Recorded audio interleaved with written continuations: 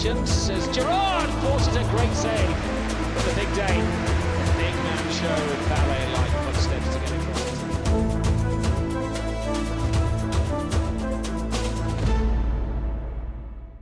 Halo MOJI Buddy, senang sekali Yani kembali menemani Anda dan kali ini dalam satu acara yang begitu istimewa dan sangat spesial karena MOJI Sport mempersembahkan exclusive interview with Schmeichel dan tentunya alongside me is Schmeichel. It's a pleasure to have you here with us. It's very nice to be here. It's not just me here, by the way. It's also my shirts. Oh yeah, that's a lot of your memorable jersey. I'm quite surprised. And you just told me they are your shirts. Yeah. It's not even a prop. It's not even a problem. It's very impressive. Impressive. I don't even have those shirts. So this is so you might not have them when I leave here. Maybe you could take one or two to take back to Denmark. It's fine. Okay. They're in demand, by the way. It's amazing how things like that. Yeah, the classic jerseys. Exactly. All of a sudden, that's what people want. Yeah, actually, the peak is for the '94 season, '96 season, and even the one that you don't like. People love it as a cult favorite. Yeah. So it's interesting. It's about the jerseys, about Schmeichel's journey, and this is your third day here in Jakarta. Yeah. How's it like? Is it a refreshing break, a rest? I'm actually getting over my jet Europe? lag, so I'm starting to enjoy it a little bit. I've been so tired this time. Sometimes it just happens like that. I know. I don't know why it's been like this time, but no, it's been nice. It's also the first time being in Jakarta where I've had a little bit of time, and I've been able to have a little look around as well. It's a nice place, quite busy, I'd say. A lot of cars. A lot of cars. A lot of cars. So I'm quite happy we had some help in traffic. Could have spent a long time in traffic if we That's the best way to have help in traffic. But no, nice to see Jakarta in a different with a bit of time. Yeah, you spoke about the journey from Europe to Asia to Jakarta. The flight surely is very long. Are you the type of person who sleeps a lot in airplanes, or do you like to watch the entertainment? I think if you travel a lot, and you really have to be good at managing your sleep. And the reason that I've never been here for longer than maybe half a day maybe, is when you do these trips, it's very often you travel one day, do whatever you have to do, and then you travel back. So staying on European time is very important, because that means when you get back, you can just carry on as normal. In that, you really have to manage when you sleep and how you sleep. And often I book flights that will take me into Europe early in the morning. And of course, I have to then be able to sleep on the plane, because if you don't, then it's a long day you have to get through for your next sleep, and then that messes up a long time after that as well. And we would like to maybe indulge a bit in your family. Your father, a musician, a pianist, and then of course you're a big jazz fan yourself. I'm a big music fan. A big music fan. I have no genres. I like good music. Doesn't matter what it is. But of course, my father was a trained jazz pianist. He throughout the 60s and the 70s, loads of work, and then all of a sudden that stopped. So he became somebody else towards the end of his professional life. But jazz was his big passion, and of course there's a lot of jazz in the house because of that. My mother's still alive, and I think she spends like 4 or 5 hours every day listening to classical music. So my house is also full of classical music. So I've grown up in that environment, and there's a lot of that stuff that I like. I also like really good rock music. Rock music. I like anything really. You like the Police? I love the Police. Love the Police. I grew up on the Police. I was 15, I think 15 when the first record came out, and I remember it might have been like, a Beatles moment where people are realizing Beatles. Whoa, what is that? Yeah. The Police came out with the new wave. We've never heard anything like that before, and it was so special and so good, and the songs were so well crafted, and I literally can't remember anyone who didn't like them. So that was quite special. And of course, I've been listening to Sting's music for forever. So And that's different now. Than the police. So you have a collection of a vinyl collection, maybe? Do you know what? I am one of them stupid people that when the CDs came out, Okay. I gave my vinyl collection away, Oh, and no. I had a really big one. Yeah. And I had sort of full collection of certain super groups, all of their records and stuff like that. And I thought, oh, this is going to be so old-fashioned now. And then I bought every single one I had as a CD. As a CD, yeah. And then before you know it, CDs are out. And everybody wants, like shirts, Yeah, everybody wants the indeed. vinyls. And I don't know where they are. I honestly don't. So I gave them away. I don't know who I gave them to. So probably your heroes, your inspiration is not sportsmen. It's probably musicians. It's literally people who make changes and separate themselves from mainstream and do something that catches my attention that I seem to get inspiration from.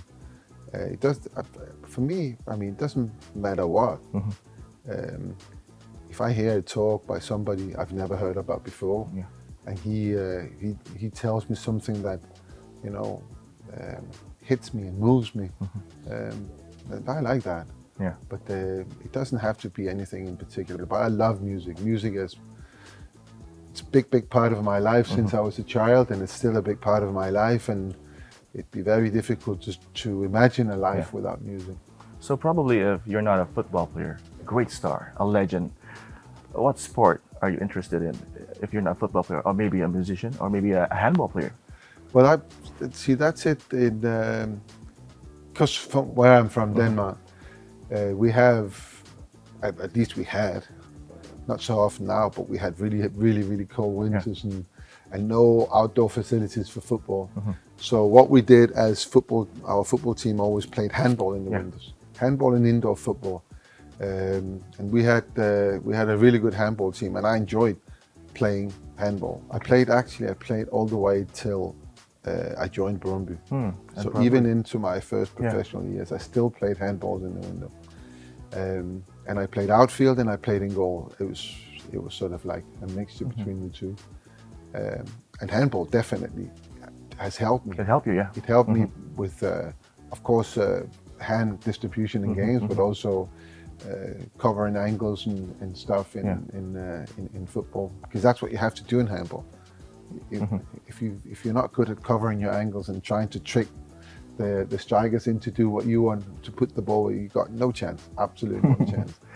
So, and being able to do some of that has really helped me in football. And that's why I think the star jump was crucial in your game in football, and it comes from handball maybe. Yeah, I remember first time that happened in the game. It was a League Cup game at Goodison against Everton. And when it happened, it was really like people, they did this. What was that? And I got asked about it a lot afterwards. And it was a weird one because for me, it was just second nature. Yeah. I just did what I thought was right in that moment. And, thinking about nothing else, and then the ball cannot go past me. I'm just trying to put something in the way of the ball. It was just a natural thing to do, but they'd never seen that before in England, and it was quite funny. But yeah, it was an important part of me, an important part of the way that I kept going. Oke. Perbincangan dengan Peter Schmeichel akan semakin menarik tentunya, dan kita akan kembali saat lagi.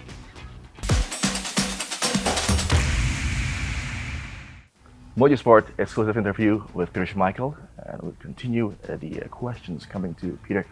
A lot of questions indeed that we have here, and I think this is going to be an interesting second segment. Okay. So the first one wasn't. The first one was very interesting. It was about you, about your life, about your personal likes in life and music as well. And you didn't join Manchester United until you were 27. Did you have any doubts? Maybe you don't have that inside your mind that you think you can't go to have that big move to a big club, maybe in England. Maybe you have that doubt in you before you joined Manchester United. I was actually approached, and United wanted me the year before I came, and the deal fell through. The move didn't happen, and it was it was such a massive blow for me. And there was a short period there where I thought this is never going to happen. I still had 2 more years to go on my contract with Brøndby, and I felt that they blocked the move. I felt they were asking for far too much money, and it was deliberate because they didn't want me to leave. And so, of course, I'm thinking, you know, is this ever going to happen? You know, because at the time, it was very difficult for goalkeepers in general to move, to get to anywhere. Certain countries had still restrictions on numbers of foreign players. We are at the beginning of the Bosman ruling, so I actually think it's happening at that time. So it was quite difficult to see, you know, how is this ever going to happen?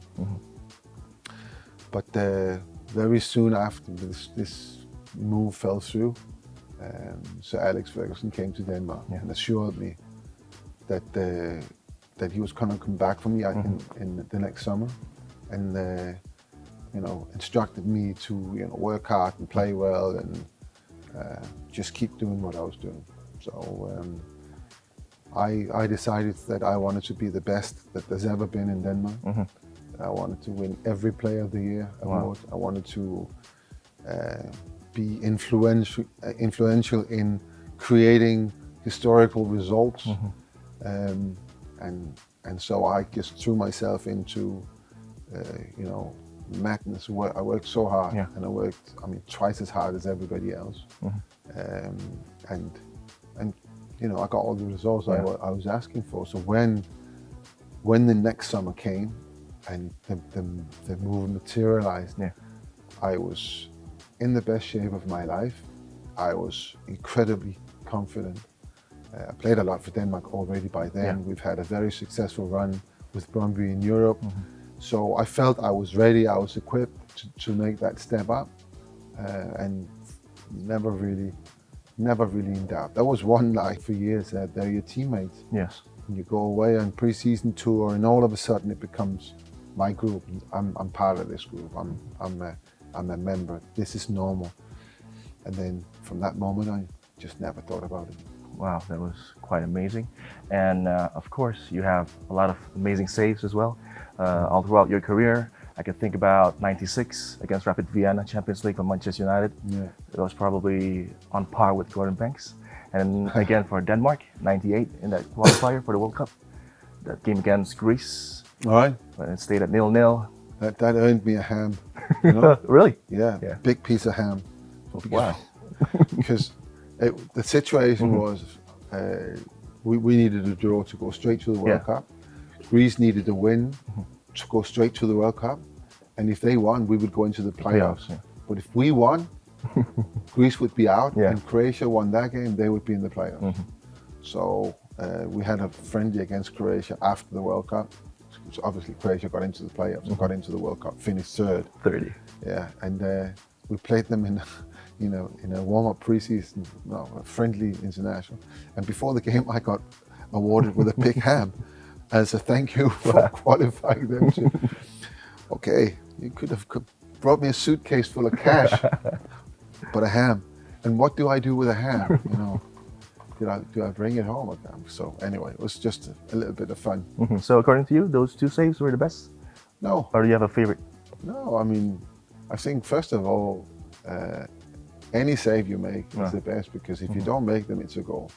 So they're important, and but I think the I won't say best in how it looks, and the Rapid Vienna one is we're still 2-0 up. It's very late in the game. If they scored, it's 2-1. We'd probably still win. The other one I can't remember what was. Oh yeah, that's qualifying for the World Cup. Yeah, that was quite important. But I think when I get asked this question, I always go back to the quarterfinal at Old Trafford against Inter Milan. So Samarana has flying header inside the 6-yard box, and I come from the other side, and I do the star. The star, and that is a really good example why it's so effective, because most goalkeepers just dive, and then you have nothing. You know, your legs are kind of, when they're in the air like that, you cannot move them quick. Yeah. Maybe a little bit with your arm, but if you move across like that, you're still in control of both arms, both feet. You can still move them if the ball goes out. You can still put your foot out, and you can have you're in full control of your arms as well. At the same time, you can look at what happens. Yeah. You know, you can't, when you do that, you kind of, where's the ball, you know? So, and it's from that, it's very clear that he puts it up there and I move my arm. Yeah. I could never have saved that had I done it like, you know, some... With a normal football technique. Yeah. And the reason I bring this up is we got played off the park by Inter. I remember that game. We were 2-0 up, which was like half a miracle. And I think if they score there, this is at Old Trafford, we still have the away goal rule. If they score, they might pile even more pressure on and score again. And to take, you know, a very slender lead or even a draw to the San Siro for the return game, that would have been not impossible, but it would have been so much more difficult. But we took 2-0. Yeah. And we took 2-0 because I saved that one. And 2-0 was a nice cushion, but it was only just enough. it was, as I predicted, as I thought, you know, it was one of the hardest games you could ever have in the San Siro. And also one of the most enjoyable games to play. San Siro was memorable. Old Trafford, 99 against Internazionale was amazing. And then the semi-final, the FA Cup at Villa Park against Arsenal. It was unbelievable. The drama, and I was there in the stadium. Were you there? Yeah. Both games? I was there. No, just the Ryan Giggs goal. All right, so you were there for the replay? Yeah, for the replay. And then Camp Nou, of course, 99. I was there as well. And about that final, Peter. Yeah. About the moment where you jog into the penalty box, and then it was almost towards the end. It was almost, I think, a bit of a desperation to try and get that equalizing goal. How was that pictured by the manager? Or you can use the word desperation, but it's. I'm tempted to say it's very much in our game plan, but it's not in our game plan. The game plan to be behind, but if whoever is there, myself, that we can deal with whatever comes on equal numbers. Normally you would defend one person up, but in risk mode you don't. You put people forward and hope to create something. So it's basically a mentality. And of course, when you see the board goes up and it's 3 minutes, you know that you don't have, when you get an opportunity like a corner kick, then it's just everybody up there. Because they were, I mean, Bayern were very well organized. They had really read as well. And we didn't really get a sniff, especially on. So when the goalkeeper comes up, of course they're looking at each other. Who's going to take him? And all of a sudden, two guys goes with me, which means Teddy's unmarked. Teddy's unmarked, And then Dwight York is unmarked. Ryan Giggs was unmarked. As the corner kick is being hit, Ole Gunnar Solskjaer becomes unmarked because it comes towards me. The third guy comes up to me. And that's what you're hoping for, that little bit of confusion or chaos. And it paid off. The great outcome in the end. It was Manchester United. It was deserved outcome.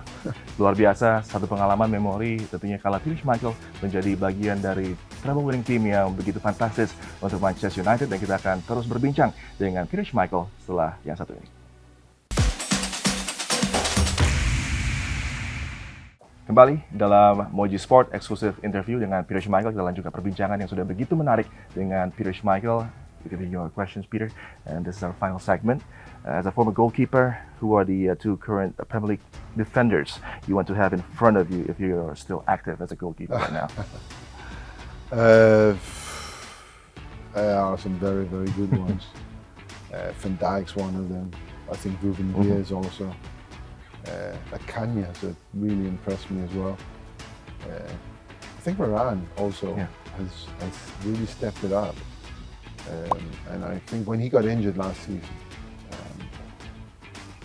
it's very often when they're not there you realize how good they are. And that was a difficult time for our team. But the Premier League is full of quality players, quality players everywhere. So it's difficult to just go and say this and that. But of course, you know, the ones I've mentioned, they are that kind of special. And this is probably the final question for you. The 3 most exciting signings this upcoming season in the Premier League, and your top 4 prediction, maybe, Peter, if you may. It's not one question, that's 2. The 3 most exciting. I think last year we were very excited about Haaland coming into to the Premier League. Can he do it? I have that same kind of feeling with Højlund now. Yeah. Can he step it up? I mean, the guy is unlimited potential. He can do anything. He's capable of literally anything. That's how big his talent is. There isn't there's no weaknesses in his game, other than inexperience. So I don't know if it's going to happen instantly or it's going to take some time, but I hope that he will be coached and nurtured and managed well, because he is very, very special. I'm very excited about him. Of course, Onana, who was so good for Inter last season, helped them get to the Champions League final. He is very different to what we've had for a long time, and he fits in well with the way that Erik ten Hag wants to play. Now, he could do it with Ajax, he could do it with Inter.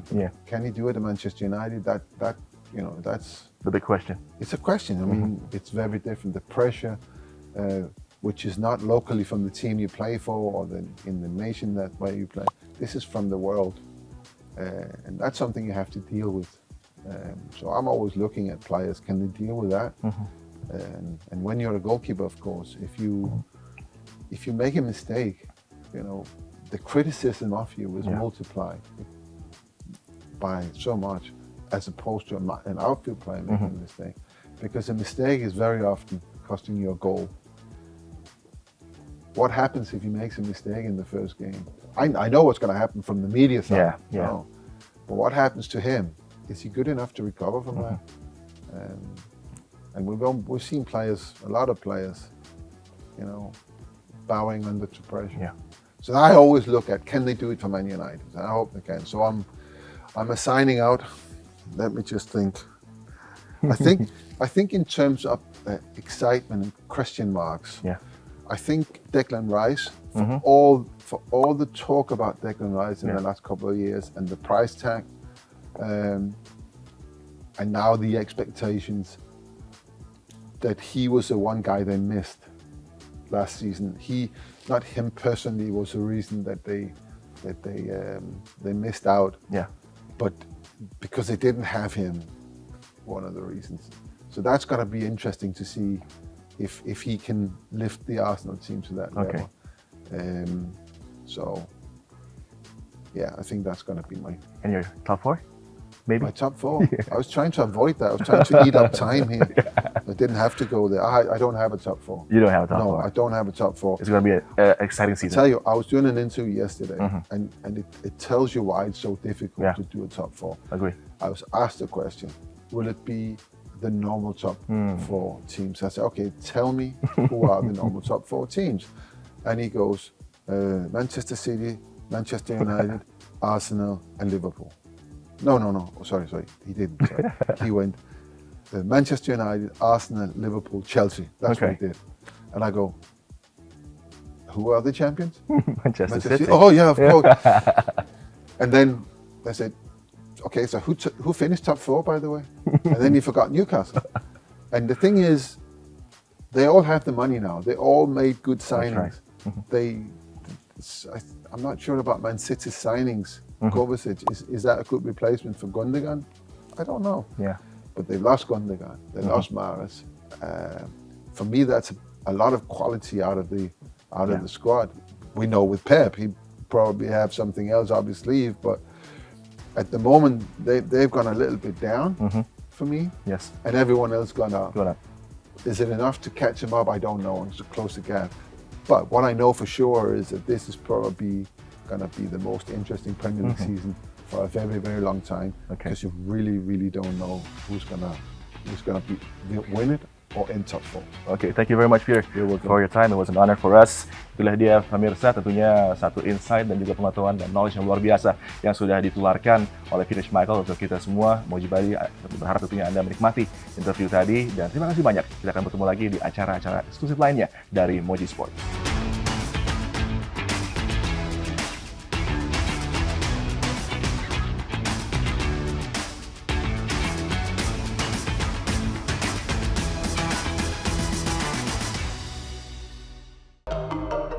It's MOJI.